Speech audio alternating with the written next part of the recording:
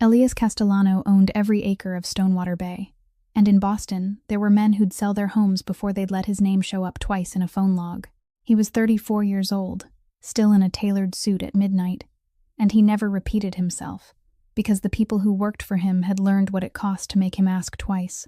That November night, the heat failed in the East Wing, and instead of sending someone, he went down to the basement himself with Bishop, the gray cane Corso who hadn't let a stranger touch him in 7 years. Halfway down the corridor, the dog stopped. Just stopped. Wouldn't take another step. Elias followed the animal's one good eye to a door standing half open, warm light spilling across the concrete. Inside, a young woman was working alone, 28, maybe. Dark hair pinned back, thin through the shoulders in a way that said she'd been thin a long time. She was dragging a cart of soaked linens heavier than she was, working the way people work when they've learned that stopping is the dangerous part. No pause. No breath. Never once looking up. And she wore long sleeves buttoned tight at the wrist in a room hot enough to fog the windows. Then she reached up to push a bundle onto the high shelf, and the sleeve slid back. Bruises ran the length of her forearm, some fresh, some already gone yellow at the edges. Elias didn't move. He'd grown up around violence, and he could read the difference between a fall and a pattern the way other men read a clock. She pulled the sleeve down without ever knowing anyone was standing there, and went right back to work. He never crossed the threshold. He never said a word. He just stood in that dark corridor with his hand on the dog's collar, and something moved behind his eyes that none of his men had seen in years. Bishop still wouldn't move, and a man who could have ended the whole thing with a single phone call stood there in the dark, understanding one thing with absolute certainty. Whatever had happened to that woman, it hadn't happened once. If this story moves you, please leave a like so more people can find it. Share it with someone who might need to hear it tonight. And subscribe for more stories about courage, dignity, and second chances. Now let's go back to that basement in Maine, to a dog who refused to walk away, and to the night everything at Stonewater Bay began to change. Morning came to Stonewater Bay beneath the pale light of the off-season, when most of the rooms were locked, and the hallways held nothing but the footsteps of the staff. Elias went up to the second floor before 7 o'clock, alone, with nothing in his hands. At the turn of the staircase, the woman from the night before was bent over the handrail, wiping it with a cloth folded into quarters, working slowly and carefully, even cleaning the underside where no guest would ever touch.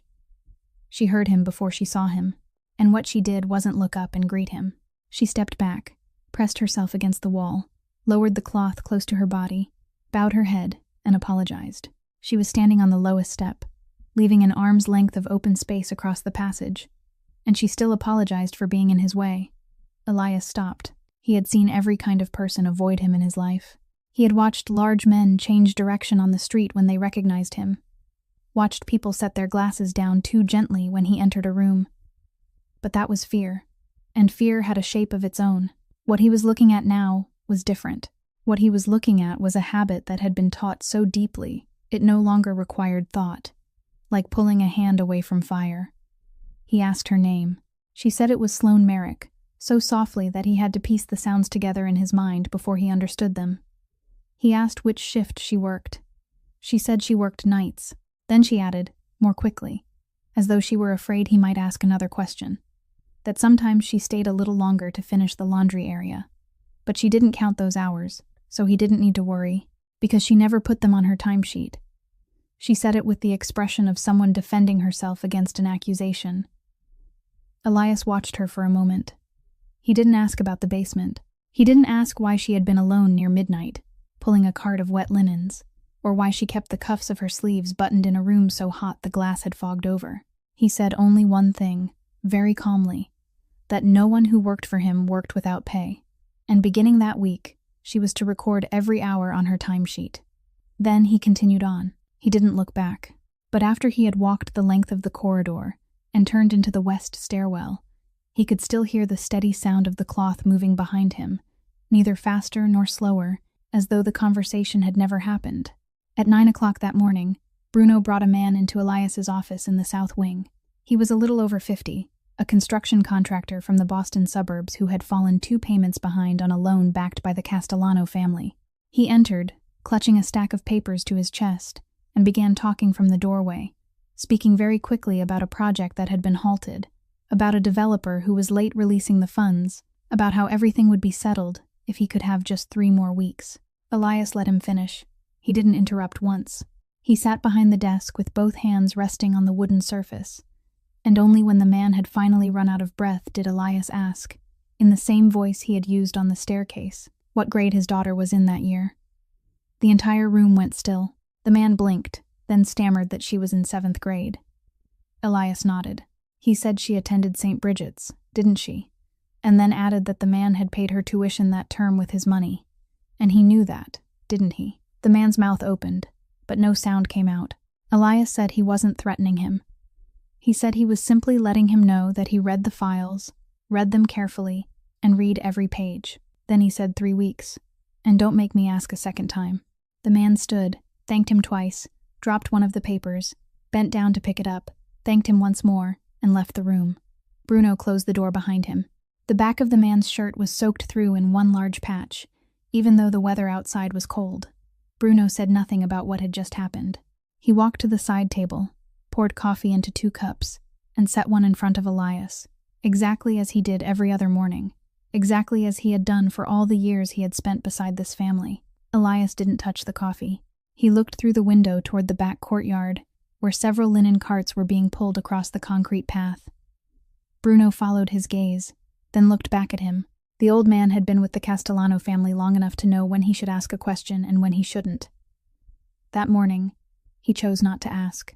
That afternoon, when the 2 of them sat together in the office to review the staffing list for the off-season, Elias stopped his finger on one line and asked who had hired this woman. Bruno didn't look down at the paper. He answered at once that he had.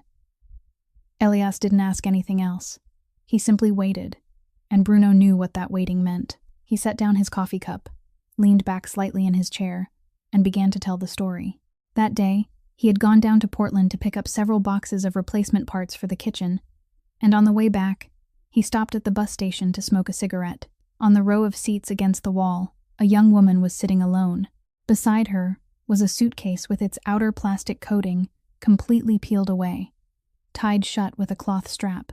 In her lap was a blue tin box, the kind of cookie tin people often gave each other during the holidays, and she held it with both hands the way someone might hold their identification papers. A little girl was asleep on her shoulder, with pale blonde hair and one cheek pressed flat against the collar of her mother's coat. Bruno said he had stood there until he finished the entire cigarette, then taken a bill from his wallet, walked over, and offered it to her. She didn't take it. She didn't tell him to keep it, and she didn't thank him before refusing. She only shook her head slightly, then asked him one question. She asked whether there was anywhere nearby that needed someone willing to do honest work. Bruno stopped there. He shrugged and said he still didn't understand why he had stopped at that bus station. He still had a long drive ahead of him, and darkness was coming. He said it lightly and casually, like an old man telling a simple story about the road, then lifted his coffee cup and finished what was left. Elias asked what he had told her. Bruno said he had told her that the resort needed someone for the night housekeeping shift, that the pay wasn't high and the work was hard, and she had said that sounded wonderful. When he finished, he fell silent for a moment, then added that in the 3 weeks since she had arrived, she hadn't taken a single day off, hadn't once asked for an advance on her wages, and hadn't made anyone remind her of the same task twice. Elias made no comment. He folded the staffing list and placed it on the corner of the desk. The next morning, in the rear courtyard, Margot Pell was sorting clean towels among the carts when she saw Sloane come through the side door. Sloane walked over to her cart and bent down to inspect the wheel that had been sticking since the day before. Bishop was lying in a sunny corner of the courtyard, his head resting on his front paws.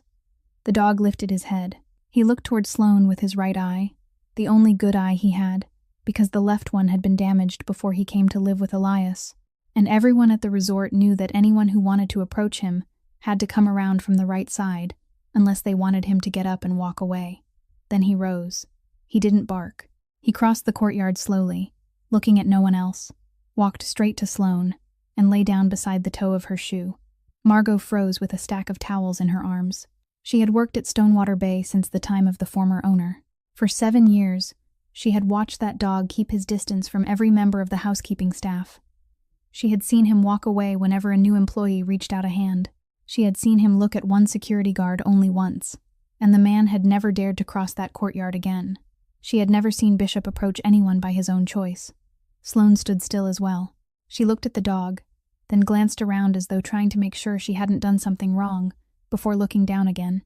Her hand moved forward very slowly, stopped halfway, then finally lowered to rest against the back of his neck. She touched him first with only her fingertips, as though she were afraid she might not be allowed. Bishop closed his eye. He didn't move. Something in Sloane's face loosened in that moment, something no one had seen since the day she arrived. And it lasted only a few breaths before she withdrew her hand, stood up, and pulled her cart away. On the second-floor balcony, Elias stood looking down. He had been there before Sloane stepped into the courtyard. He saw everything, and he told no one, not even Bruno, that in all the 7 years he had lived with that animal, there was only one thing he had ever trusted without question, that wherever Bishop chose to stop was a place worth looking at more closely. That evening, Elias went down to the service building to inspect the heating system that had just been replaced, and as he passed the staff break room, he noticed that the light was still on. Inside, sitting at the long table against the wall, was a little girl of about 6, bent over a coloring page. She heard the door and looked up, studied him from head to toe, then asked directly whether he was the owner of the hotel. Elias said he was. She nodded as though that explained everything, then said her mother had told her the owner was very strict and that she had to greet him politely. So, "Good evening, sir." Then she greeted him properly, loud and clear, with the careful formality of a child who had only learned how to do it that morning. Elias pulled out the chair across from her and sat down. She said her name was Juniper, but everyone called her Junie, and her mother was cleaning the 3rd floor. There were only 2 more floors to finish, and then they would go home together.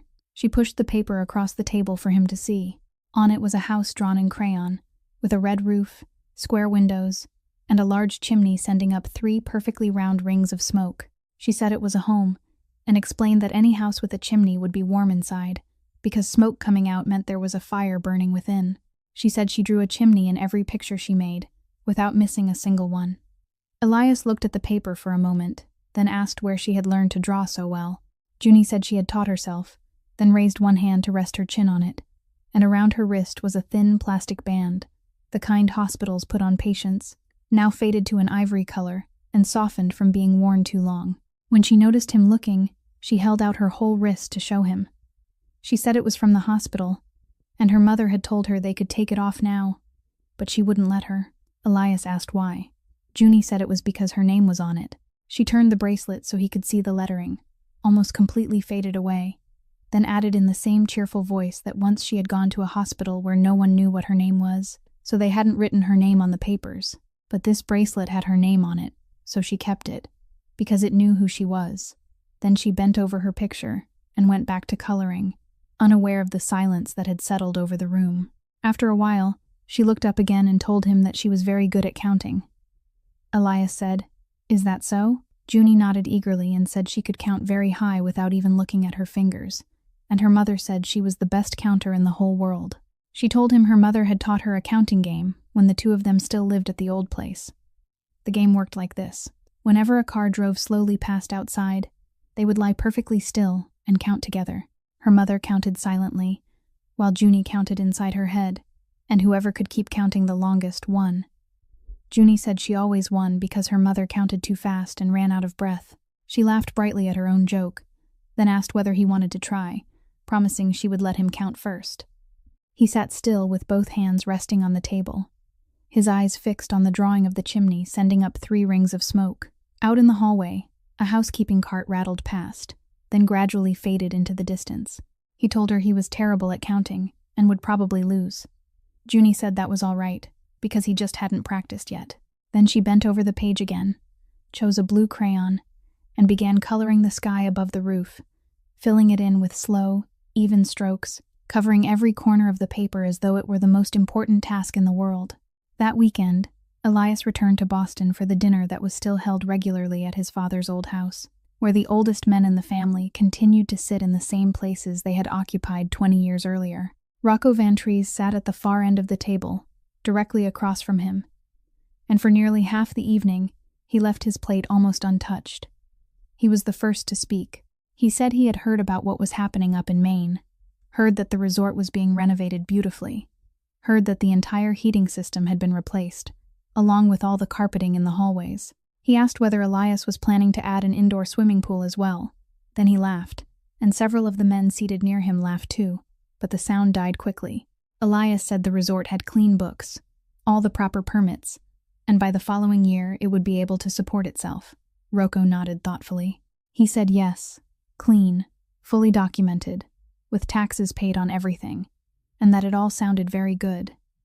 Then he placed both hands on the edge of the table, and his voice changed completely. He said he had been sitting in that chair since before Elias knew how to tie his own shoes, that he had held Elias in his arms at the wedding of Elias's own parents, and that he wanted to ask only one question. He asked whether Elias still remembered his father's 3 rules. The entire table fell silent. Elias said he remembered. Rocco told him to recite them, to say them aloud so everyone sitting there could hear. Elias didn't. He looked directly at him, and Rocco recited them himself. Don't touch the police. Don't touch the church. Don't touch women or children. He said Elias's father had lived by those 3 rules his entire life, and had never broken them once, not even during the hardest years, not even when their family had lost people. Then he said, slowly, that Elias had already abandoned the first 2. You sit at the same table as city attorneys. You sign papers with men your father would never have shaken hands with. You take the family name and hang it over the entrance of a hotel. He asked what was left after that. Somewhere near the far end of the table, there was the sound of a knife and fork being set down. Elias didn't raise his voice. He said those 3 rules weren't 3 separate doors that a man could choose between. He said his father had kept the first 2 because they had cost him very little, while the third was one he had never been forced to pay a price for. Rocco asked what he was trying to say. Elias said he wasn't trying to say anything. He was only answering his uncle's question. Then he lifted his water glass, took a drink, and dinner continued. But no one spoke loudly for the rest of the evening. And when the men finally rose from the table, Rocco was the first to leave. He didn't shake anyone's hand. On the drive back to Maine, the car had traveled nearly the entire distance before Bruno finally spoke. He said he had asked around town, just as Elias had told him to. He said there wasn't a motel in Stonewater, nor an inn within a 20-mile radius, that had rented a room to anyone named Merrick. There was no lease in her name, and no utility bill connected to her. Elias asked where she was staying then. Bruno remained silent long enough for Elias to turn and look at him. Then he said the employee parking lot, the last row, hidden behind the line of pine trees. He said there was an old car parked there, with the rear seats folded down, and a piece of cardboard cut to fit one of the side windows to keep out the wind. He said he had passed by at 4 o'clock the morning before last, and there had still been a dim light glowing inside the car. Elias said nothing. He looked out the window, where the only things visible along both sides of the road were the dark shapes of pine trees rushing backward through the night. What filled his mind then wasn't the image of the car, nor the piece of cardboard fitted against the glass. What filled his mind was a little girl sitting in the staff break room, coloring every inch of the sky with a blue crayon, while telling him about a game she and her mother used to play whenever a car moved slowly down the road outside.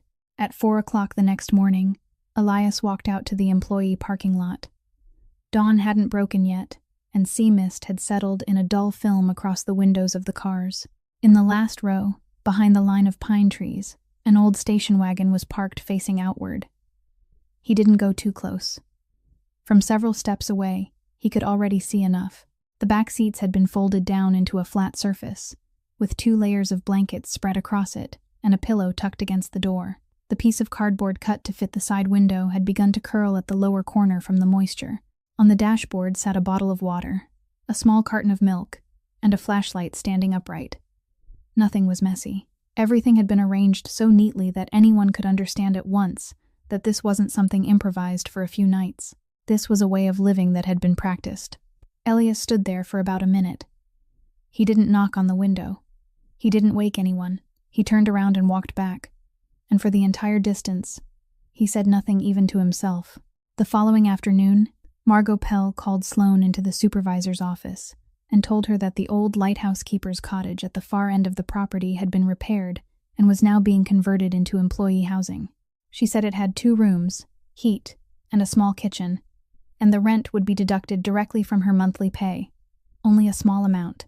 Sloane didn't react for several seconds. Then she asked why it was being offered to her. Margot said she didn't know.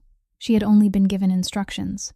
That evening, Sloane found Elias in the south wing corridor. She stood far enough away to leave a careful space between them, her hands clasped tightly in front of her. She said she was grateful, but she wanted to ask him one question directly. She asked whether people felt sorry for her. She said she could do her job, that she hadn't asked anyone for anything, and that if this was charity, she would have to refuse. Elias looked at her for a moment.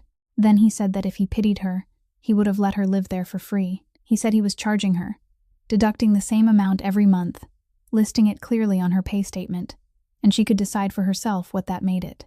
He added that the cottage had been empty for a long time, and an empty house deteriorated faster than one with someone living in it, and he would rather have it occupied than repair it all over again after 3 more winters. Sloane stood still for a very long time. She looked down at the floor, then up at him, then down again. It was easy to see that she was turning every word over in her mind, searching for the hidden trap, searching for the price no one had mentioned yet. At last, she nodded. She thanked him, then turned to leave. But after a few steps, she stopped, and added that she would keep the cottage clean. The next day, while she was loading several boxes into the back of the car for the move, Bruno walked past. He stopped to help her lift the heaviest box, then asked whether she knew how much the shoes their employer was wearing had cost. Sloane said she didn't. Bruno said he couldn't remember the exact amount either, but he knew one thing for certain. They had cost as much as an entire year's worth of the rent she was about to pay. He told her that the amount being deducted from her wages wasn't the price of the cottage. It was a number Elias had invented so she could sleep without feeling indebted. Sloane said nothing. Bruno closed the back of the car for her, then added that he had been with that family for a very long time. Long enough to know that Elias never did anything without a reason, and long enough to know that he would never explain those reasons to anyone. He told her to accept it. He said there were things people placed in our hands, and if we kept asking why for too long, the person offering them might eventually grow tired and pull their hand away, and then both people would lose something. Then he put on his hat and walked away. Late that afternoon, when Sloane opened the door of the lighthouse cottage for the first time, Junie ran in ahead of her, raced through both rooms, then stood in the middle of the living room and cried out that the house had a chimney. At Stonewater Bay, there was a custom left over from the former owner's time that no one understood but everyone still followed. The staff kitchen served its meal 1 hour before the guest kitchen began, so the employees could eat before starting their service shifts. Elias kept that custom in place when he bought the resort, and he never explained to management why. Early that Thursday morning, he went down to the kitchen for coffee earlier than usual. Sloane was standing at the end of the long table, finishing her sandwich. He watched her break it in half. She placed one half back on the plate.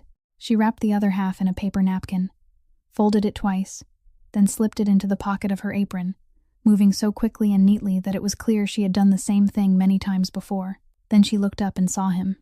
Her body went rigid. She pulled her hand from her apron pocket and said she was sorry, that she hadn't been thinking, that she hadn't meant to take food from the kitchen. She said she would put it back right away. Elias didn't let her finish. He told her she didn't need to explain. Then he turned away, took a cup, poured his coffee, and didn't look in her direction again until she had left the kitchen. He remained there for a while after the door closed. Some habits didn't disappear simply because someone said it was safe now. That evening, the staff kitchen was more crowded than usual because the maintenance crew had just finished working in the East Wing. Margot was telling everyone that dryer number 2 had started acting up again, speaking loudly and waving her hands while the entire table roared with laughter. Bruno sat at the head of the table, peeling an apple with the small knife he always kept in his coat pocket. Elias walked in, pulled out the chair at his usual place, and as the dishes were passed from hand to hand, he noticed that Sloane wasn't sitting at the table. She was standing in the corner of the kitchen beside the refrigerator, holding her plate in both hands and eating on her feet. He told her there was an empty chair. She said it was all right, that she was used to standing. He asked why. No one at the table seemed to notice. The laughter continued, and Margot was still describing the sound the dryer had been making. Sloane didn't answer immediately. She looked down at her plate. Then the laughter around the table gradually began to fade. Not because anyone had given a signal, but because everyone could feel that something had been left hanging in the room. She said very softly, barely loud enough for those nearest her to hear, that before this, she had only been allowed to eat after everyone else had finished. She said she ate whatever was left, then she added, still in that calm voice, the voice of someone stating a fact rather than describing a hardship. That some days there hadn't been anything left at all. The kitchen went still. Bruno's apple knife stopped halfway through its stroke. Margot never finished the sentence she had been saying. No one turned to look at Sloane, and that was deliberate, because everyone sitting there had lived long enough to understand that looking directly into a person's face at a moment like that could be the cruelest thing anyone could do. Elias stood. He walked to the empty chair beside his own place, pulled it away from the table, and said that everyone ate together here. Sloane didn't move. She said she didn't want to take anyone else's seat. Elias repeated himself, more slowly than before, and said that everyone ate together here. Anyone who had worked for him long enough knew that he didn't say the same thing twice. And Bruno, who had sat beside him for more years than anyone could easily count, looked up at him once before, lowering his eyes and continuing to peel the unfinished apple. Sloane remained where she was for several more breaths. Then she walked over, set her plate on the table, and sat in the chair. No one applauded. No one said anything kind. No one looked at her. Bruno reached across and pushed the dish of potatoes toward her, telling her they were still hot and that she should eat them before they got cold. Margot cleared her throat and resumed the unfinished story about dryer number 2, saying she had told maintenance 3 times already and no one had come down, so this time she was going to take it apart herself and see what was wrong inside. Someone at the far end of the table said that if she took it apart, she would probably break dryer number 3 as well. The whole table laughed again. The dishes continued moving from hand to hand. Sloane sat there amid the laughter and the clatter of plates, lifted her fork, set it down again, then finally managed to take her first bite. No one ever mentioned what had happened. Not that day and not on any day afterward. And because no one mentioned it, it became the first meal she had eaten in years without having to count how much food was still left on the table. On Saturday afternoon, Sloane was carrying a stack of clean towels up to the 2nd floor, and because both hands were full, she had tucked the blue tin box beneath her left arm as she always did. When she reached the 3rd step from the bottom, the towels began to tilt. She reached out to steady them, and the box slipped free. It fell, struck the edge of a stair, and the lid flew open. Everything inside spilled out and slid down onto the steps below. Sloane dropped the entire stack of towels onto the floor and fell to her knees at once, both hands scrambling to gather everything. But they were trembling so badly that the more she reached, the more the papers slipped away from her. Elias was coming up from the floor below. He stopped several steps away. He didn't move toward her. Bishop, who was walking behind him, continued upward. The dog came to her side, lowered his head, picked up the nearest sheet of paper gently between his lips, and placed it in her open palm. Then he turned back for the next one. Then another. He moved slowly, without rushing, never stepping on a single page, and not one corner was bent. Sloane sank onto the stair, taking each sheet from the dog's mouth one by one, and while she did, Elias saw what lay scattered across the steps, a stapled bundle of hospital papers, worn at the corners, a pawnshop receipt no larger than half a hand, its printing faded, a pale blue flower pressed flat and dry, thin as tissue paper, held between 2 pieces of cardboard cut to its shape, and a photograph of a woman standing in front of a small shop, holding a bouquet in her arms, with a hand-painted wooden sign hanging above the doorway behind her. Sloane reached for the photograph first and held it in both hands before placing the other things back inside the box. When she extended her hand to take the final page from Bishop, the sleeve on her left arm slipped down to her elbow. This time, she knew. She looked up and saw him standing there, saw him looking, and knew he had seen. She pulled the sleeve down, fastened the cuff again, then smiled. She said her skin bruised easily, that the slightest touch left a mark, and that it had been that way since she was a child. The smile stopped at the corners of her mouth and couldn't travel any farther. Elias said 2 words. He said, "I know." Then he said nothing else. He didn't ask who had done it. He didn't ask how long it had been happening. He didn't ask why she had lied. He simply stood there. And in that silence, Sloane understood, as clearly as someone suddenly understanding a sentence they had heard long ago, that he had known since before that morning on the staircase, perhaps even before she had known his name. She remained still for a very long time. Then she opened the box, took out the photograph, and placed it on her knee. She said this was her mother. She said her mother had owned a small flower shop in Portland, so small that only 2 people could barely pass each other in the center aisle. Every morning, her mother got up at 4 o'clock to buy flowers, and every day she sold everything before nightfall. Sloane said her mother often repeated one thing, that a wilted flower wasn't a dead flower. It was only waiting for someone to notice it. She said that when she was little, she sat in the shop doing her homework on a stool beside the water buckets, and in the summer the entire place stayed cool because of the flowers. She said her mother taught her to cut stems at an angle and taught her how to tell which blossoms would open the next day. Then she stopped. She lifted the photograph, looked at it for a while longer, then returned it to the box and closed the lid. She said her mother had died when she was 21, and she said nothing more. She didn't tell him what happened afterward. Elias didn't ask. He bent down, picked up the stack of towels from the floor, arranged them neatly again, and placed them on the stair railing. Bishop lay down on the step below, directly at her feet, and remained there until she stood and continued on her way. On Monday morning, Elias told her to follow him behind the kitchen, along the gravel path that led down to the strip of land bordering the pine trees. An old greenhouse stood there, abandoned since the days of the former owner. Several panes of glass were missing from the roof. The iron frame was stained with rust, and weeds had pushed up through the cracks between the floor tiles. Inside, rows of wooden propagation tables were still in place. Their surfaces rotted at both ends, and a broken faucet dripped steadily onto the concrete floor, leaving a streak of green moss beneath it. Elias said the resort would reopen all its rooms in the summer, and he wanted fresh flowers in every one of them. Real flowers, cut that same day, not bouquets ordered from the city and left in refrigerated crates for 2 days before they reached the resort. He asked whether she could do it. Sloane looked around, then said he didn't have to invent work for her. Housekeeping was enough. She didn't want him creating something just because of her. Elias told her to look at the place again. He told her to look at the roof, then at the faucet, and tell him exactly which part of this looked invented. Sloane turned her head in the direction he pointed, looked at the hole in the roof, looked at the weeds rising to her knees, and laughed. The sound escaped before she could stop it. It was brief, but it was real, and she immediately raised a hand to cover her mouth as though she had done something improper. Elias said nothing about it. He only said that would do, then told her to work out what she needed, write it down, and give the list to Margot. That same afternoon, he called her to the personnel office. A stack of documents was waiting on the desk, and the human resources manager sat beside her, explaining each one in turn. This was a permanent employment contract, not the seasonal arrangement she had worked under for the previous 3 months.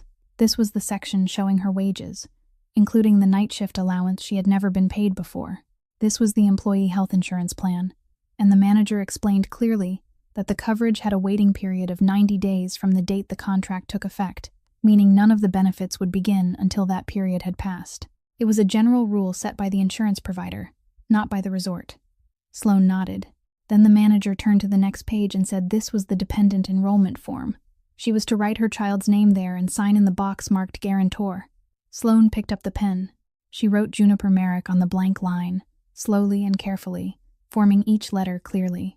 Then she lowered the pen toward the box beneath it and stopped. She remained still for a long time. The human resources manager glanced at her and asked whether there was anything she didn't understand. Sloane said no, there was nothing. But her hand was trembling. She had to set the pen down, wipe her palm against the front of her apron, then pick it up again. Halfway through, her signature veered crookedly, and she looked up and asked whether she needed to sign another copy. The manager said no, it was fine as it was. She finished signing. Then she sat there for a while longer, staring at the page, staring at the box where her name appeared in the place reserved for the guarantor, and she said nothing. Elias was standing several steps from the doorway in the hall outside. He didn't go in. When she came out, he asked whether everything was finished. She said it was. Then she added, very softly, that since her mother died, this was the first time any document had ever placed her name in that position. Elias didn't ask what position she meant. He told her to go home and rest, and that she didn't have to work that night. That evening, in the lighthouse cottage, Sloane spread the photocopy of the contract across the kitchen table and read it again from beginning to end, including every line of small print on the back. Junie climbed onto the chair beside her and leaned closer to look, then asked what her mother was reading that was taking so long. Sloane said she was reading her work papers. Junie asked whether her name was in them. Sloane pointed to the line. Junie sounded out every letter of her own name, then nodded with great satisfaction when she finished, climbed down from the chair, and ran to get her crayons. saying she was going to draw a chimney on it to make it prettier. That weekend, Junie played with the dog in the back courtyard. She threw Bishop an old plastic ball she had found in the storage room, and the dog ran after it, brought it back, placed it at her feet, then stepped away and waited for her to throw it again. She ran all the way around the courtyard, laughing so loudly that Margot, who was hanging towels at the far end, had to turn and look. Then Junie began to slow down. She walked a few steps and dropped onto the concrete step. Bishop came over and lay beside her. Sloane was watching from the kitchen doorway, and she reached her daughter faster than she had intended to. She crouched in front of her and asked how she was feeling. Junie said she was only resting for a little while, and then she would run again. She spoke in the most ordinary voice in the world, the voice of a child busy deciding which direction she should throw the ball next. She even pointed and told her mother to look, because the dog knew how to let go of the ball instead of holding it tightly in his teeth like Margot's dog did. Sloane sat on the step beside her daughter, one hand resting against the little girl's back, and counted her breaths silently, finishing once and then beginning again. After sitting for a while, Junie truly did get up and start running again, while Sloane remained exactly where she was, watching her. The following Wednesday, Sloane took half the day off and brought her daughter to a routine appointment at the pediatric cardiology clinic in the city. Dr. Priya Anand had been following Junie's case since her previous visit, and she remembered the little girl, even remembering how Junie had insisted on keeping the plastic hospital band around her wrist. She examined her, let Junie listen through her own stethoscope, then asked what she could hear. Junie said it sounded like someone knocking on a door. The doctor smiled and said that was exactly right, because her heart was knocking on a door. Afterward, she asked a nurse to take Junie outside to choose a sticker, while she remained behind to speak with Sloane. She explained that Junie had a hole in the wall, separating the two lower chambers of her heart. It was a fairly common congenital abnormality, and in many children, the opening became smaller on its own over time. But in Junie's case, it hadn't grown any smaller. It had remained the same size, forcing her heart to work harder than the hearts of other children. She said that was why Junie had to sit down and rest after running for too long, and it was also why she gained weight slowly. Sloane asked what they needed to do. Dr. Anand said the opening had to be repaired, and that this would be a scheduled operation, not an emergency, which meant they would choose a date and prepare everything fully before going ahead. She said the success rate for cases like Junie's was very high. Pediatric heart centers performed this kind of surgery regularly, and after recovering, most children could run and play just like their classmates without any significant restrictions. She finished that sentence before continuing with the rest. She said she wanted the operation performed sometime within the next few months, as early as possible within that period, because if they waited longer, Junie's heart would become accustomed to working under too much strain, and recovery would become far more difficult. Sloane asked how many months she meant. Dr. Anand said she would write a specific time frame in the medical record, but she wanted Sloane to understand that this wasn't something they could postpone from one season to the next. Then she asked about insurance. Sloane said she had just signed a permanent employment contract that included employee health insurance, but there was a waiting period of 90 days before the coverage took effect. Dr. Anand picked up her pen and wrote a line in the file, then said 90 days still fell within the necessary time frame. She said it in the voice of someone who had just finished calculating the numbers in her head and found that they fit, but only just, with very little room left over.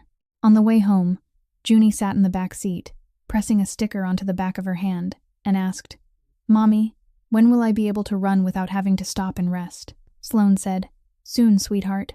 2 weeks later, the personnel office sent her an appointment notice. Her permanent contract came with a mandatory occupational health examination. Everyone placed on the regular staff had to complete one, with no exceptions, and the insurance company needed the medical record to finalize her enrollment. Sloane held the paper and read it again and again. She asked Margot whether she could be excused from it. Margot said she couldn't. The entire housekeeping team had to go every year, and Margot herself had completed hers only the week before. Bruno drove her to the clinic in town that day, and Elias went with them because he had documents to sign at a bank 2 blocks away. The examination lasted longer than expected. They checked her blood pressure, drew blood, then ordered x-rays because she reported having suffered persistent shoulder pain in the past. Elias sat in the row of chairs outside in the hallway, read every document in his briefcase, then stopped reading altogether. When the imaging room door opened, Sloane came out first, followed by the doctor, who wasn't looking at her but at the films in his hands. He invited her into his office, and because the door didn't close completely, his voice carried into the hallway. He said he wanted to ask her a few questions about her history of injuries. Sloane said she had done physical work for many years and had always been prone to bumping into things. He said yes, then placed the films on the lightboard and spoke one sentence very softly, almost as though he were speaking only to himself. He said these had healed a long time ago, some of them incorrectly, and they hadn't happened all at once, Miss Merrick. They had occurred over the course of many years. After that sentence, no one inside the room spoke again. In the hallway, Elias stood. He didn't approach the door. He walked in the opposite direction to the end of the corridor, where a window overlooked the parking lot, and stood there with one hand braced against the wall. He remained that way until he heard the office door open. He said nothing to the doctor. He said nothing to her. The three of them walked back to the car in silence, and Bruno, who was still waiting by the entrance, looked at Elias's face once, before quietly opening the car door. They were halfway back when Sloane spoke first. She told him not to think too much about it, because doctors always exaggerated a little. She said her former husband's name was Wade, and he simply had a temper, and she was partly to blame because she tended to answer back when he was already angry. She said he worked as a construction contractor, and the work was uncertain. Some seasons he didn't get a single contract, and men without work often found trouble. She delivered those sentences in one smooth, uninterrupted stream, like a speech she had memorized and repeated many times for many different people. Elias let her finish. Then he asked why she hadn't gone to the police. Sloane fell silent. The car rounded a bend, and the headlights of an approaching vehicle swept across the interior before disappearing. She said he wouldn't understand. He told her to make him understand. She sat for a while longer before answering, and when she did, her voice no longer had the smoothness of something learned by heart. She said she had left in the spring, and several months had passed before she reached Stonewater Bay. During those months, her daughter had slept in the car.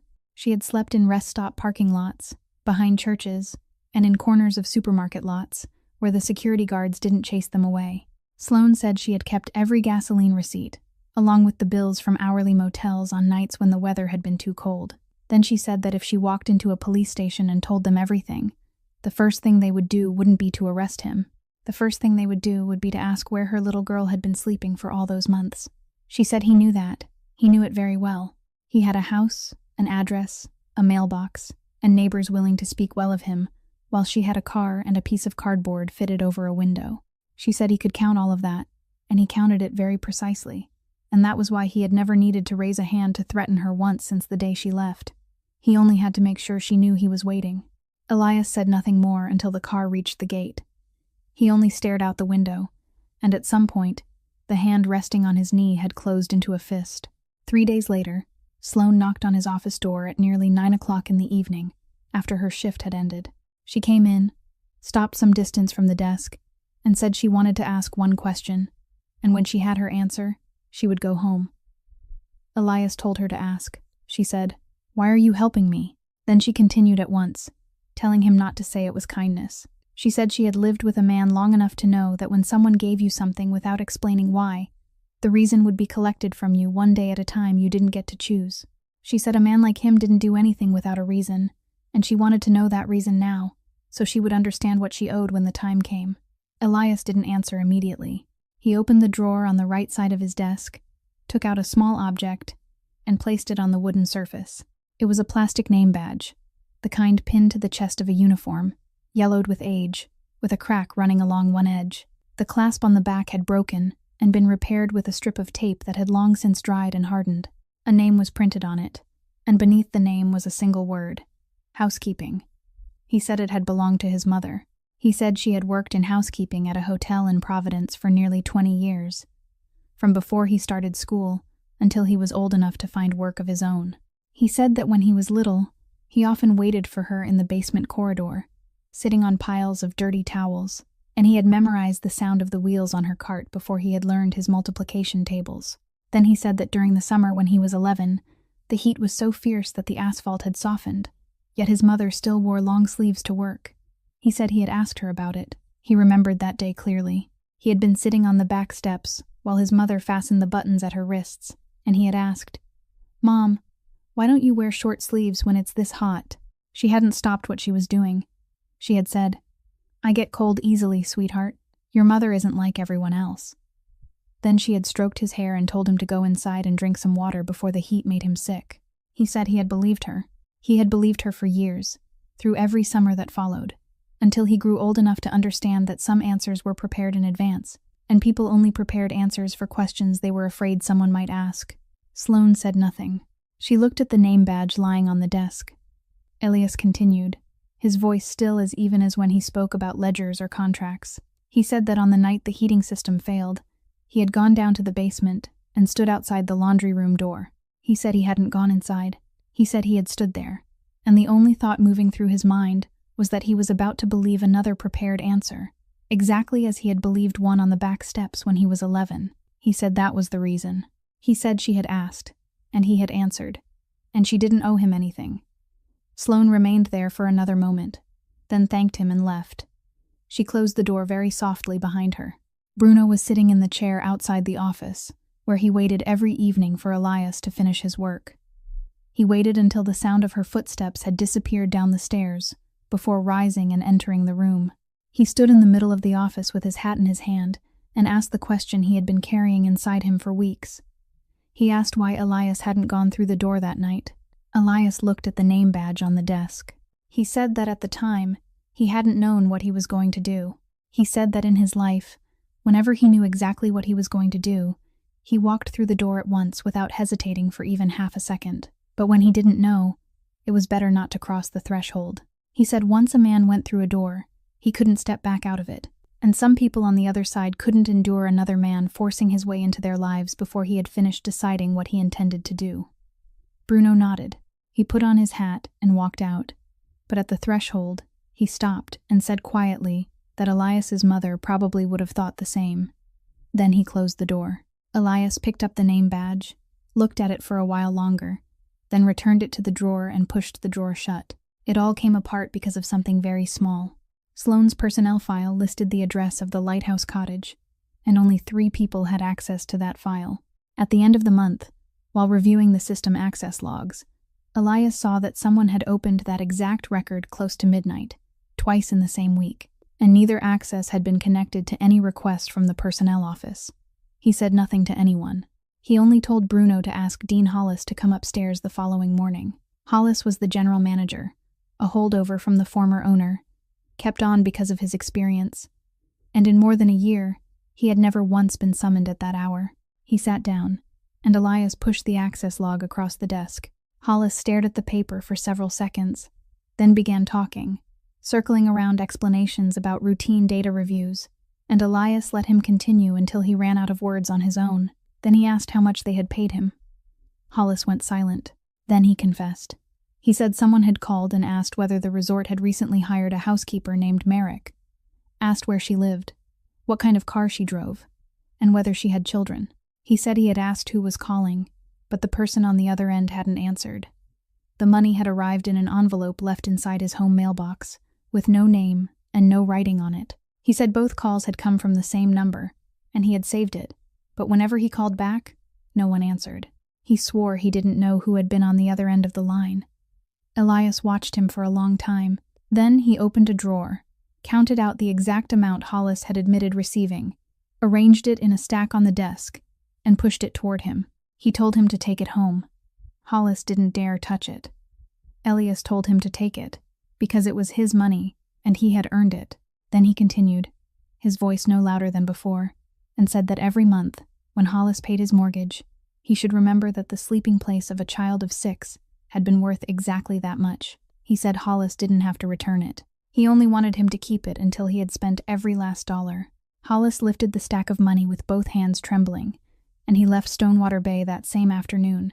Elias didn't call the police, didn't file a lawsuit, and didn't tell anyone except Bruno.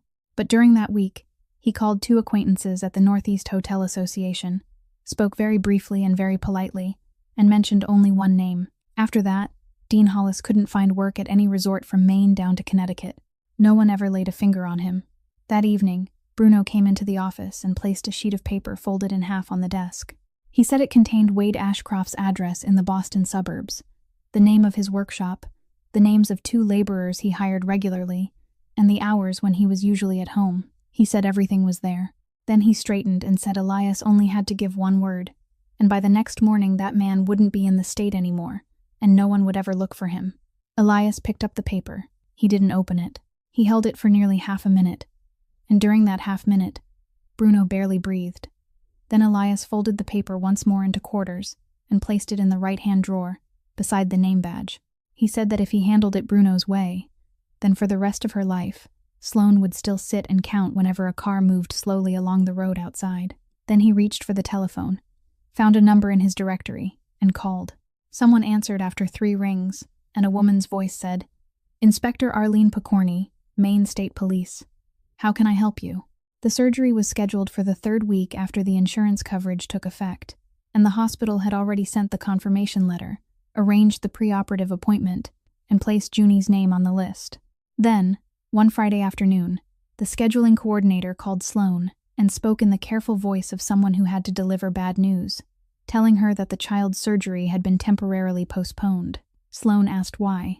The woman said the hospital had just received notice from family court. A petition for a temporary delay had been filed by the father, on the grounds that he wanted a second medical opinion before his daughter underwent surgery. She explained that because this was a scheduled procedure rather than an emergency, and because there was now an unresolved legal dispute between 2 people with parental rights, the hospital was required to stop and wait for the court. She told Sloane not to worry, that it was only a matter of procedure.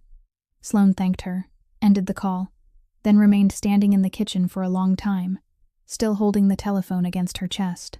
On Monday morning, she went to the hospital to submit the documents requested by the Social Services Department. Wade Ashcroft was already sitting in the waiting room. He wore a clean coat, his face was freshly shaved, and his hair had been combed neatly. When he saw her, he stood, but he didn't approach. He simply remained where he was, his hands resting loosely in front of his stomach. He said hello to her in a soft, warm voice, the kind of voice people used when asking after someone who was ill. Sloane stepped back half a pace. He told her not to be afraid, because there were plenty of people around, and he only wanted to have a civil conversation. Then he sat down and told her to sit as well, saying her legs would grow tired if she stood too long. She didn't sit. He said he knew what she was thinking. He said he wasn't trying to stop the little girl from having surgery. He said she was his daughter, that he loved her, and that it was precisely because he loved her that he wanted another doctor to review the records. He said the law allowed him to do that, and she could ask any attorney she wanted. A father had the right to request a second opinion, and no one could fault him for it. Then he said that legal procedures naturally took time, that courts moved very slowly, and that it would probably be spring before anything was resolved. After saying it, he paused for a moment, allowing her to understand the part he hadn't spoken aloud. Sloane asked what he wanted. Wade said he didn't want anything. He only wanted their family to return to the way it had been. Then he took a sheet of paper folded into quarters from his coat pocket and placed it on the empty chair between them, without handing it directly to her. He said it was a deed transferring the share of the house her mother had left her. She only had to sign it and come home with him, and that very afternoon, he would go to court and withdraw the petition. He said he could withdraw it the same day, and all it required was his signature. His voice remained gentle and soft, and he even added that he knew there had been times over the years when he had hurt her, and that he had done a great deal of thinking. Sloane didn't touch the paper. She asked whether he knew how long the child might have to wait. Wade said that wasn't his decision. The court would decide. He said it with the expression of a man helpless before the system, and that chilled her more deeply than anything he had done during their 6 years together. That afternoon, the resort's attorney sent Elias a copy of the documents Wade had filed with the court. In addition to the request to delay the surgery, the petition included a statement about the child's living conditions. Attached to it was a photograph of the old station wagon parked at a rest stop, with the date printed in one corner. There were also photocopies of several receipts from motels rented by the hour. And on the final line of the statement, one sentence had been written very neatly and very politely, saying that the mother and child were currently residing in housing provided by the mother's employer, and that this employer was an individual whose background warranted examination. Elias stopped when he reached that line. He read it again. Then he lowered the document onto the desk and sat motionless for a very long time, because he had just understood something he had never before been forced to consider in his life. The roof he had given her was now being used as evidence against her. The man was already waiting beside her station wagon in the hospital parking lot, both hands tucked into the pockets of his coat, and he called her by name before she could take out her keys. He showed her his identification and said his name was Randall Keyes, a federal agent with the Organized Crime Unit. He said he wasn't there to trouble her. He only wanted 10 minutes, and if she still wanted to leave after those 10 minutes, he would never approach her again. Then he took a yellow envelope from his briefcase, placed it on the hood of her car, and opened the documents one by one. The first was a list of 4 unsecured loans taken out in the name of Sloane Merrick at 4 different institutions during the period when she had been at home caring for her daughter. He said forensic examiners had concluded that the signatures showed signs that her hand had been guided by someone else. He said all of that debt could be erased. The second document concerned the Federal Witness Protection Program. He said she and her daughter would receive different names, different documents, and a different state. And every current court record involving her would disappear from the main state system, including the petition still pending in family court. He said that slowly, then remained silent for a moment, to give her time to understand. The third document was a medical guarantee. He said the child's surgery would be covered in full, with no waiting period, no approval process, and could be scheduled at any pediatric heart center she chose. Sloane didn't touch any of the papers. She asked what he wanted in return. Keyes said there was a housekeeper position in the Castellano household, and the owner had already offered her the job. He said he needed her to accept it, remain there for several months, and carry a device with her. He said he wasn't asking her to do anything dangerous, and wasn't asking her to question anyone. She only had to stay there and allow the device to run. Then he added that during all the years they had been watching this man, no one who hadn't passed a background check had ever been allowed within 3 steps of him, except her. Sloane said she couldn't do it.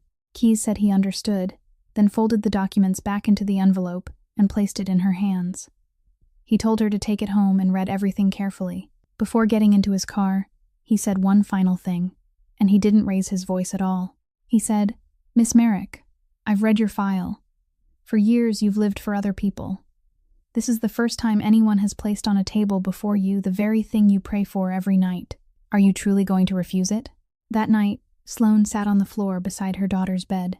Junie slept on her side, with one hand extending beyond the edge of the blanket and the faded plastic bracelet still around her wrist. The envelope rested in Sloane's lap. She read as far as the third document, then stopped, and she didn't continue. She sat there until the first light of morning, one hand resting on the edge of the bed, occasionally adjusting the blanket even though it hadn't slipped at all. The next morning, she went to Elias's office just after he arrived. She placed the envelope on the desk in front of him and pushed it toward him. She said there was something inside that she needed. She said she had only managed to read 3 pages before she had to stop, because she was afraid that if she read everything, she would agree. Then she told him to read it. She said he should read all of it, and then decide whether she should stay or leave. Elias didn't pick up the envelope immediately. He looked at it lying on the desk, then looked at her, and said nothing. He remained still long enough for the sound of the heater running in the corner to become unmistakably clear. She stood there waiting, her hands clasped together, and she didn't take back what she had said. At last, he opened the envelope and read every page from beginning to end, including the writing on the back. Then he arranged the documents in their original order and pushed the envelope back toward her. He said it wasn't his. It belonged to her. He said he wouldn't make the decision for her, not today and not tomorrow. Then he settled back into his chair and continued more slowly, saying there was something else he wanted to make clear. He said he knew she had been wondering why he had never said anything to her. He said she had just escaped a house where a man had made every decision for her, from what she ate to where she slept. He said that if he told her now what he wanted, he would only become one more man placing her in a position of his choosing. He said he would wait. He said that on the day she could tell him no, without having to think about the cottage, the job, or the paycheck, that would be the day he finally asked. Rocco Van Treese arrived at Stonewater Bay on a weekend afternoon without warning, alone, and walked from the parking lot to the lobby by himself. He didn't ask the receptionist for directions. He went straight upstairs to the office in the south wing like a man who had known the way for years, and when Bruno started to follow him inside, Rocco turned and said he wanted to speak with his nephew in private. He sat in the chair across from the desk, removed his hat, placed it on his lap, and looked around the room once before speaking. He said Elias had arranged the place nicely. Elias didn't answer. Rocco said he had come to settle something because he didn't like leaving matters unfinished. Then he asked whether Elias had found out who owned the number that had called the old manager. Elias straightened in his chair. Rocco nodded and said that meant he hadn't. He said the number belonged to him. The room remained silent for a very long time. Rocco continued in the steady voice of a man telling an old story. He said that construction contractor owed money. He owed a great deal, and he had owed it for a long time, and the debt belonged to the lending operation Rocco had overseen for more than 20 years, the same operation Elias had just decided to shut down so the books could be kept clean. He said he had known the name Ashcroft before Elias had ever heard the name Merrick. He said he had sent men to find Ashcroft's wife not because he cared about Ashcroft, but because he wanted to know what Elias was doing up there.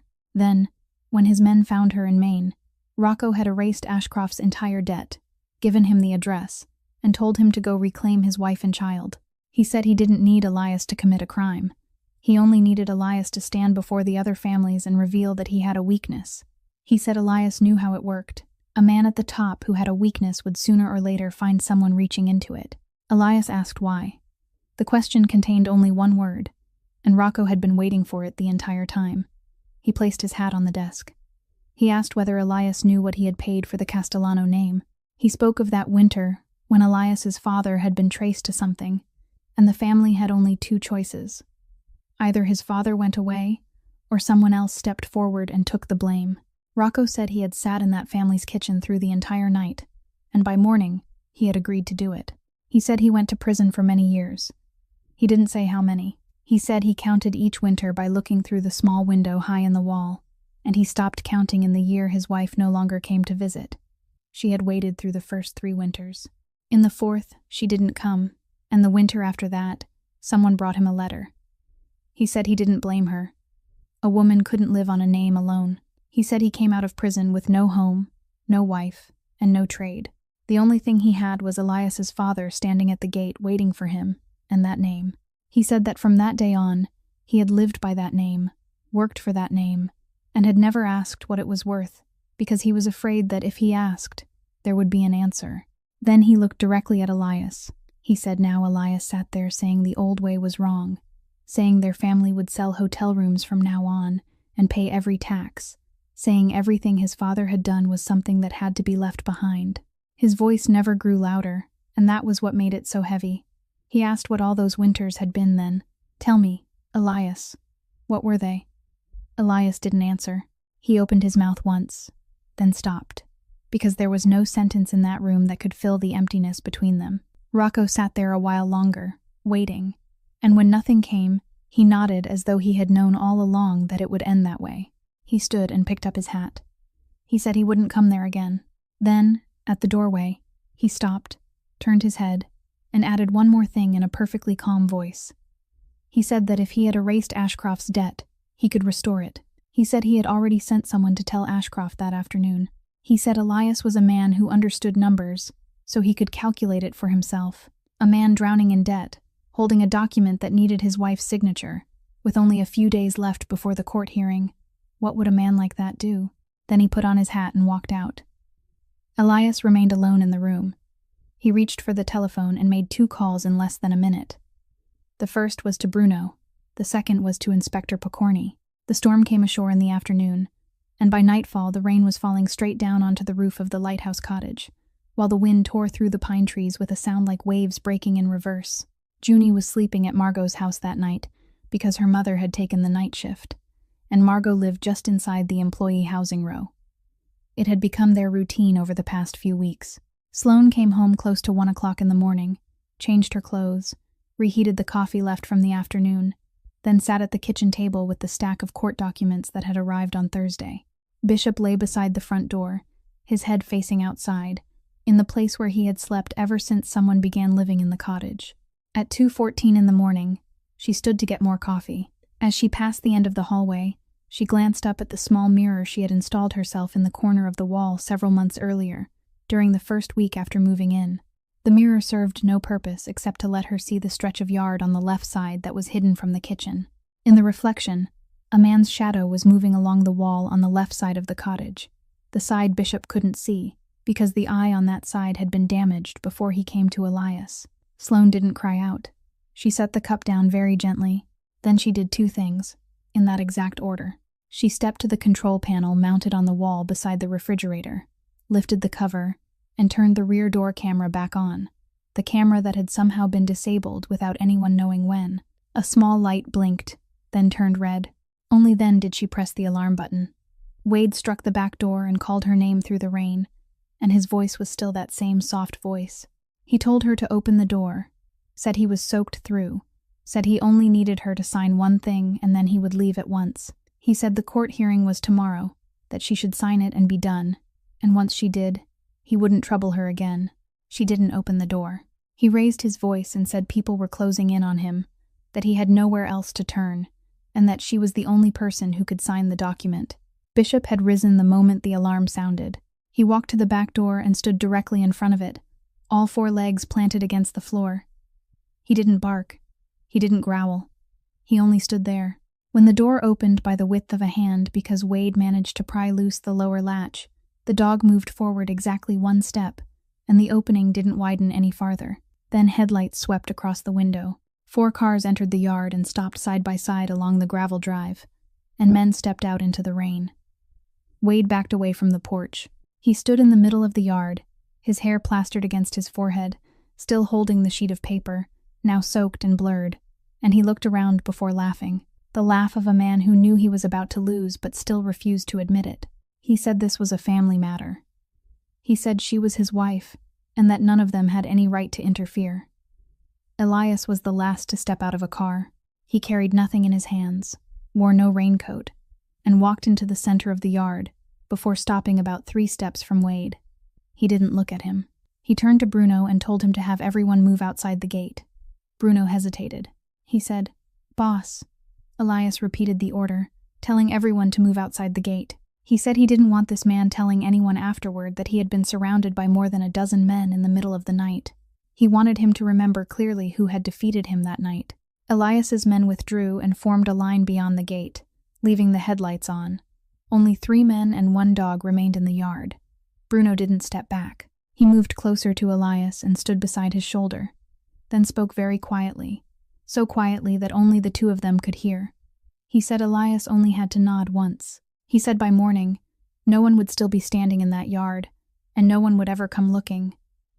Elias didn't answer immediately. He stood motionless. 3 seconds passed, and during those 3 seconds, he didn't hesitate at all, because he had known since the afternoon Rocco walked out of his office that someone would come to that yard, and he had already made his decision then. What he did during those 3 seconds was calculate one final time everything a single nod would take from him, and he counted it all, leaving nothing out. Then he spoke. He said, "Call the police." He said it, and told Bruno to give them his full name. Bruno turned sharply toward him. He said that if Elias brought them there, they wouldn't stop with Wade. They would come all the way into their own yard, question Elias through the night, and by morning all 6 families in Boston would know. Elias said, "I know." Bruno asked why he was still calling them. Elias looked toward the lighted window of the lighthouse cottage, where the shadow of a woman stood behind the curtain. He said, "I've spent my whole life doing things my father's way. Tonight, I'm trying my mother's." The following morning, when Margot brought Junie home, the little girl stood at the beginning of the gravel path, looked at the puddles still covering the yard, and asked, "Mommy, why is the whole yard wet?" 3 days after the night of the storm, an older woman arrived by taxi at the gates of Stonewater Bay and asked to see Sloane Merrick. She came alone, no attorney, no one beside her, and in her hands was a shoebox secured with rubber bands. Margot came to tell Sloane, and Sloane stood silent for a long time before saying to let her in. Priscilla Ashcroft sat down at the kitchen table in the lighthouse cottage without removing her coat, and she placed the box on the table. She said she hadn't come to ask Sloane to return to her son. She said she knew what had happened that night, knew about the court case as well, and hadn't come to speak a single word in her son's defense. Then she removed the rubber bands. Inside were photographs. They had been taken with a film camera, small prints with white borders, many of them faded with age. She didn't turn any of them over. She only pushed the entire box toward Sloane and said that the date was written on the back of every one. Sloane picked up the photograph on top, turned it over, and read the handwritten line there. Then she turned over the second, the third. She set them down and didn't look at any more. She asked when Priscilla had begun taking them. Priscilla said during the second winter after the wedding. Sloane asked how she had taken them. Priscilla said she owned an old travel camera, the kind that still used film, and she took the pictures on the days Sloane came to her house, on the days she stood washing dishes at the sink, on the days she rolled up her sleeves without thinking. She said she took the film to be developed at a drugstore 2 towns away, a few rolls at a time, so no one in their neighborhood would recognize her. Then she said she hid the photographs in her sewing box beneath the thread and buttons, in the one place men never opened. Sloane sat silent for a very long time. Then she asked the question she had been holding inside her chest for the past several minutes. She asked why Priscilla hadn't saved her. She asked how she could stand there, see everything, even take photographs of it, and never once tell her to leave. She said, I waited. I waited for years, for only one sentence from you. Priscilla didn't look away. She said, because his father did exactly the same thing to me, sweetheart. She said it had gone on for more than 20 years, and back then she had no one to give photographs to. She had no one to call, nowhere to go, and not a single woman to tell her that she was allowed to leave. She said then the boy grew up inside that house, and she had taught him the wrong lesson. She hadn't taught him with words. She taught him by continuing to prepare breakfast every morning, continuing to smile, continuing to say that nothing was wrong. She taught him that women endured, that endurance was all a woman had. She said she had been wrong for her entire life, and she couldn't undo it now. Sloane lowered her eyes to the box. She turned over the final photograph, the one lying at the very bottom, and this one was completely different. It was smaller, printed on thicker paper, and its colors had faded to a yellowish brown. She turned it over. The handwriting there wasn't the same handwriting she had been reading only moments before. This writing was shakier, the ink had faded, and the name written there wasn't hers. It said, Priscilla, 21 years old. Sloane looked up. Priscilla looked at the photograph in her hands, then said her own mother-in-law had taken it. She said the woman gave it to her before she died, handed it to her in the kitchen, and said very little, only that she should keep it in case the day ever came when she needed it. She said she had kept it for nearly 40 years. She had never dared use it. She hadn't taken it anywhere, hadn't shown it to anyone, hadn't told anyone about it. She said there was only one thing she had learned from that woman, and that was to take more photographs. No one spoke in the kitchen. Outside the window, Junie could be heard calling to the dog in the yard, calling and laughing and running. Priscilla heard the sound and stood. She said she wasn't asking Sloane to forgive her. She said she had no right to ask for that. Then she looked toward the window where the laughter had just drifted in and said there was only one thing she wanted to ask. Don't teach that little girl what I taught my son. She pushed the box a little farther toward Sloane, then fastened the buttons of her coat again.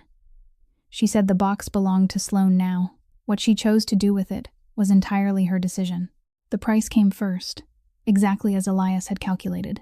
The state police kept him at the station for nearly an entire day, questioning him from morning until night, asking about the storm, about the 4 vehicles that had entered the yard, about every man who had stood beyond the gate, and he answered everything without concealing a single detail.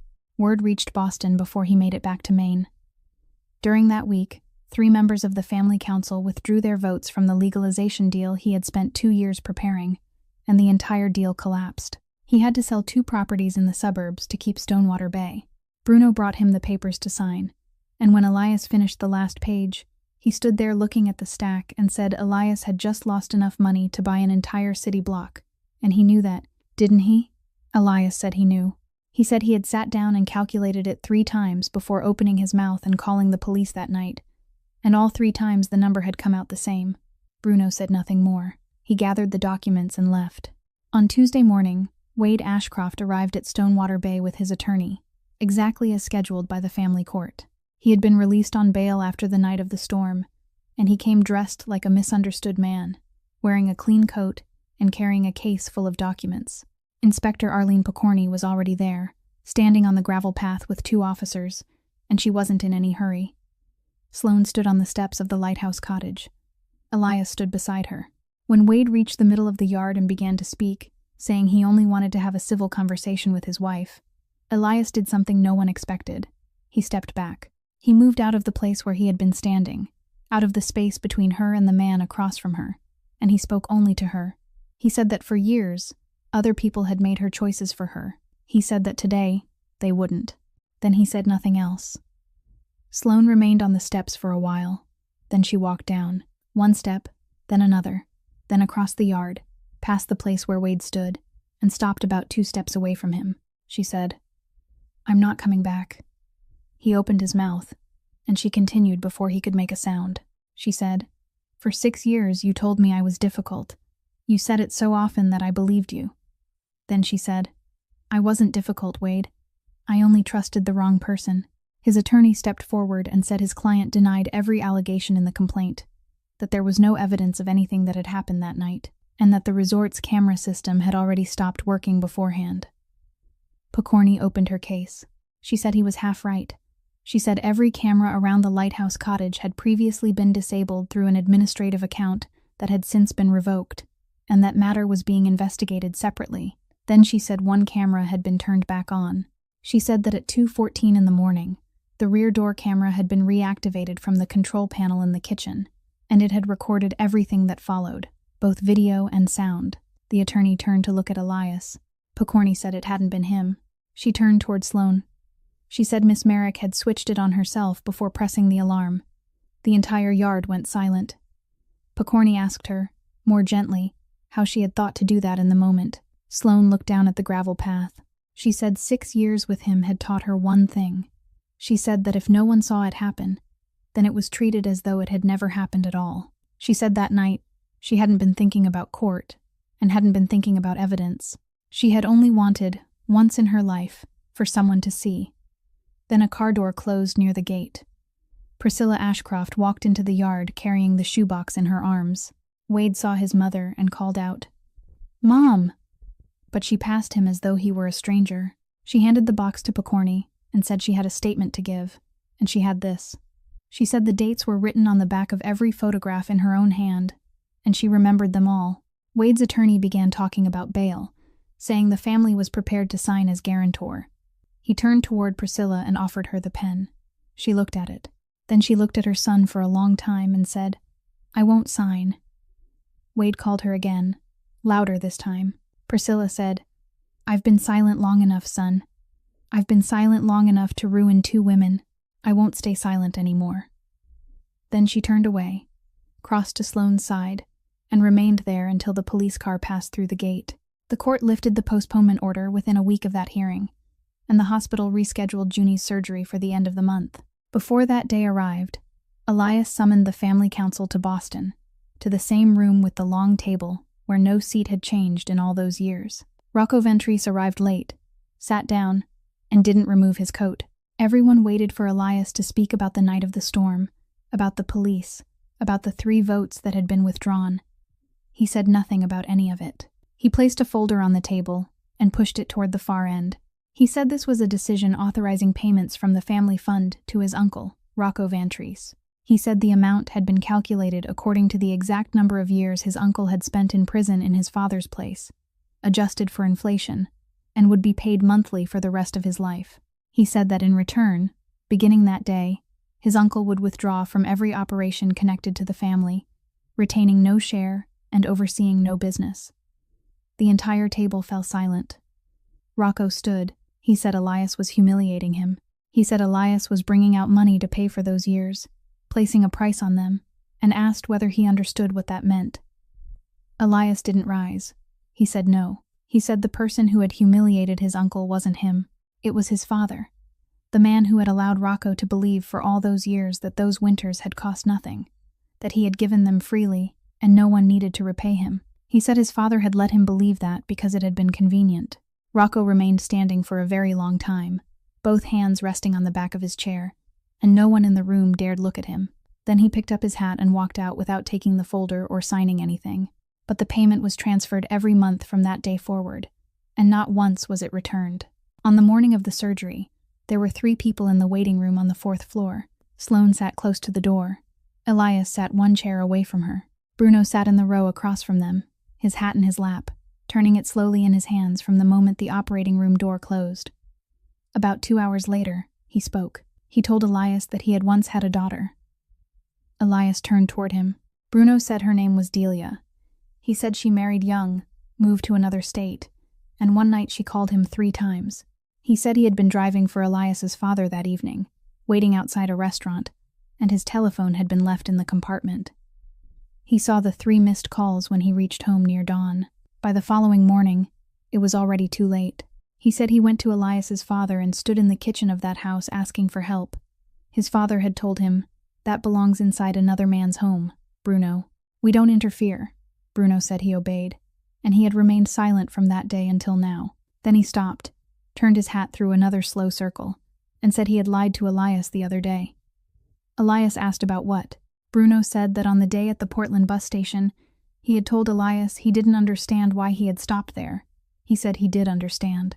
For all those years, on the 17th day of every month, he had driven down to Portland, entered the bus station, and sat in the second chair from the beginning of the row against the wall. He sat there for 2 hours, then drove home. He said that was the chair where Delia had been sitting when she called him for the last time. For all those years, no one had ever come. Then, on that day, a young woman had walked in carrying her sleeping child on her shoulder, and she had asked whether there was anywhere nearby that needed someone willing to do honest work. He said he thought perhaps God had allowed him to give an answer that was several decades late. Sloane, sitting in the row across from him, had turned toward him without anyone noticing when. No one said anything else until the door opened. Dr. Anand came out still wearing her surgical clothes, and the first thing she said was that everything had gone smoothly.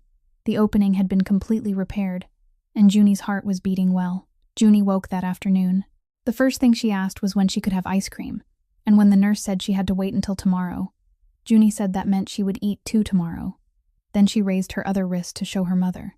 Around it was a new plastic bracelet, still white and stiff, with her name printed clearly across it. She said, "Mommy, I have 2 now. This one and the other one." Sloane asked which one she was going to keep. Junie said she was keeping both, of course. She said the old one was from when people didn't know what her name was, and the new one was from today, the day they fixed her. Then she turned to Bruno and asked whether he had brought any ice cream, and the entire room burst into laughter. Spring came to Stonewater Bay later than it came anywhere else, but when it finally arrived, the greenhouse was ready to welcome it. The roof glass had been replaced, the iron frame had been repainted, and the rows of propagation tables were now covered with flowers from one end to the other. Hanging above the entrance was an old hand-painted wooden sign, its edges chipped and its lettering faded. Elias had someone find it in a salvage warehouse outside Portland, owned by the man who had dismantled the flower shop many years earlier, and he said nothing when he gave it to her. He only told her to hang it up. Every morning at the resort now began with buckets of flowers cut that same day, being carried to the guest floors, and every room received a small handwritten card. The employment program for women who had just walked away from homes of their own also began that spring, offering staff housing, formal contracts, and health insurance, and Sloane named it after the number of her old room in the employee quarters.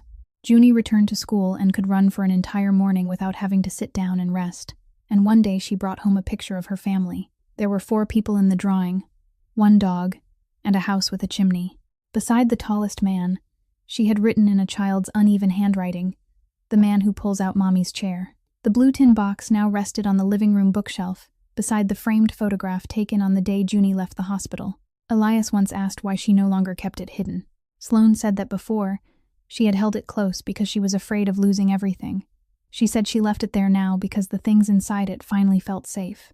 The first woman to interview for the program arrived on an April afternoon. She sat on the edge of her chair with both hands resting on her knees, and when Sloane explained that new employees received an advance equal to half a month's wages, the woman shook her head and said she hadn't done any work yet, so she couldn't accept it. Then she asked, very softly, whether there was anywhere there that needed someone willing to do honest work. Sloane went still. She looked at the woman, looked at the 2 hands resting on her knees, and it took her a moment to find her voice again. Then she stood, walked around the desk, pulled out the chair beside her, and told the woman to come sit there. She said, "Where we work, everyone eats together." Late that afternoon, when only the 2 of them remained on the greenhouse porch, Sloane turned to Elias. She said she now had permanent employment, health insurance, a rented house in town with her own name on the lease, and a healthy daughter. She said that meant she could tell him no now without losing anything. Elias said he knew. She said, "Then ask me." The smell of freshly baked bread drifted from the kitchen. Junie was calling to the dog as she ran around the flower beds outside. and Bishop lay stretched at their feet in the very place where, 7 years earlier, he would never have chosen to lie down. This story reminds us that there are people we pass every day without ever truly seeing them: the housekeeper, the server, the person sweeping the floor, and sometimes they are enduring things no one else knows about. True kindness isn't giving someone money or taking action in their place. It is giving a human being back the right to choose their own tomorrow. Silence can pass from one generation to the next, but it takes only one person brave enough to speak for that cycle to be broken. And sometimes, the thing that saves an entire life is simply a chair being pulled out and a voice saying that everyone eats together here. If today's story touched your heart, please subscribe to our channel, leave a like, and share it so more people can hear it. Please tell us how you feel about Sloane, Elias, Priscilla, and Bruno by leaving a few words in the comments. We would be deeply grateful to hear the honest feelings that come from your heart. We wish you and your family lasting health, happiness, and peace in every day of your lives. Goodbye, and we look forward to seeing you again in our next video.